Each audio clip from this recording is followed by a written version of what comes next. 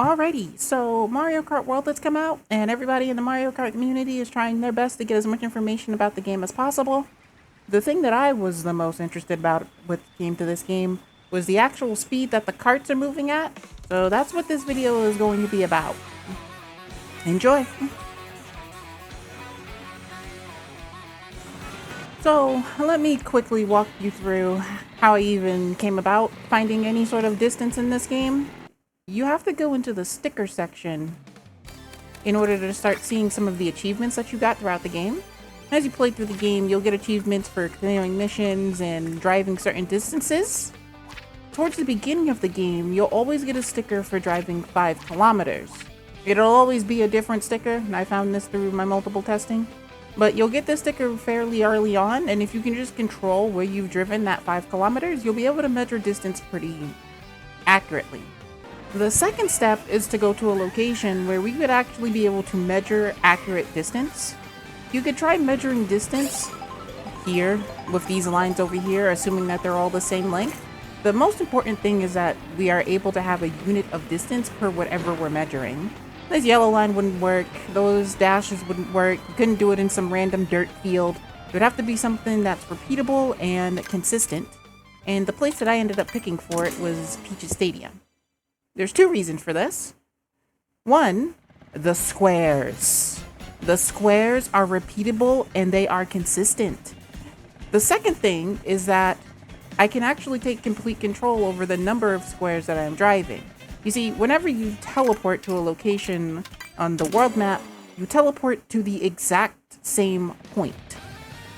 So what I ended up doing on a new save file was, as soon as the world map loaded, I immediately got into the map thing and teleported to Peach's Stadium so I could be at a standstill in the middle of Peach's Stadium. And then I can send you to drive exactly 17 squares.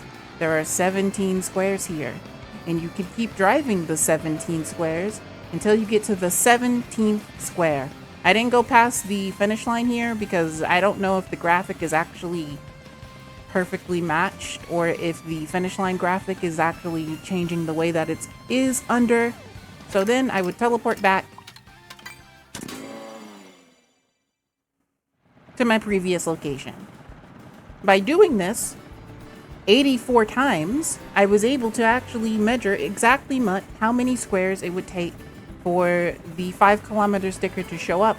And assuming I was quick enough on the frame perfect input when the game first boots, in order to get me here without driving any significant distance, I can say with a certain level of uncertainty that there is exactly 1,440 squares in 5,000 kilometers. See, it took me 84 cycles, which got me up to, I think, 1,430 and 28. And then I had to drive 12 more squares before the actual sticker even showed up. And that's where I based my measurement off. Now, this was the first step. We needed something that actually measured a specific distance. Since we know the total number of squares that it takes in order to get 5 kilometers, we know exactly how many meters each square is about, and that comes about to 3.472 meters, which means we could start measuring the speed of the characters that are in the game. What I love about Peach's Stadium is that it's just ridiculously consistent. It's so consistent. You spawn in the same spot, the squares are all the same size, so you can just back up without ever touching the analog stick, so you're never steering, and then drive forward to gain some speed so that you're going at max speed before you take any distance measurement. I had specifically measured the 25 squares between the start line and the actual road that exists on Peach's Stadium. I think the squares and the road both count as on road, so it's not like one counts as dirt or slippery road when the other one counts as normal road. And I was able to calculate their speeds by seeing how many frames it takes them to go across the 25 squares.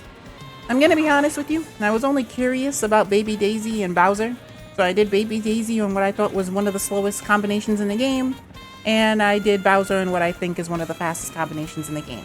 The distance for 25 squares, if you calculate in the 3.472, comes out to about 86.80 meters. and the time that it took them was just a couple of frames different, but it resulted in about a meteor of difference in speed. With these calculations, Baby Daisy comes out to about 37.74 speed, and this is with a speed stat of 3. And Bowser comes out to 38.86 speed, and this is with a speed stat of 16. I must stress that the speed stat in this game has already been confirmed to be different depending on what surface you're actually driving on. So this is their ground speed. And it might not actually even be 16 in game. It might be a different number. But the overall stats on the Kart selection screen, they only show you the actual average of all of the hidden stats. But this opens up a whole bunch of doors for us, because now that we know that we have the speed of one kart, we can get the speed of all the karts. Not like I did that. I am way too lazy for that. But if someone else wants to, that is perfectly fine. I did do some testing with different speed stats across different characters using the same kart. Of course, I ran into the issue that I couldn't tell which characters had certain speed ground stats.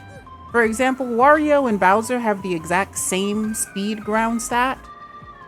And then Waluigi, despite also being a speed of 8, has some of the worst ground speed of probably all of the heavies, which is good because Waluigi should never be meta. But I took it all the way from 3 to 9 using the standard bike because all of the different vehicles have a different speed as well. And I did it in a different location in order to get there. I did it in the same location, but I had it taken to a much further distance, which I was able to measure out because I was able to use Baby Daisy's speed as a reference. I'm just gonna flash the results on screen. It shows the number of frames that it took for them to get to a certain distance, what their speed would be in meters per second, and what their speed stat would actually be. Except for Wario, because his speed stat is 8, but his ground speed is obviously a lot higher than 8, or Bowser's ground speed is just a lot lower than 9. The last thing that I wanted to test actually was just the coins.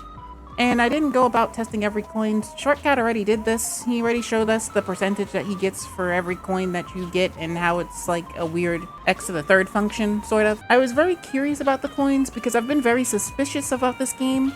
It's incredibly casual friendly, which means I wouldn't be surprised if there was some weird coding behind the coins. I was able to get some pretty consistent frame data in a time trial and the difference between Baby Daisy and Bowser, both on the standard bike, where it turns out that Baby Daisy got an increase in her velocity equal to about 0.52 just from one coin. And Bowser on the standard bike only got an increase in his velocity of about 0.35 meters per second from a single coin. I didn't test all the way to 20 coins because we already have the numbers for those.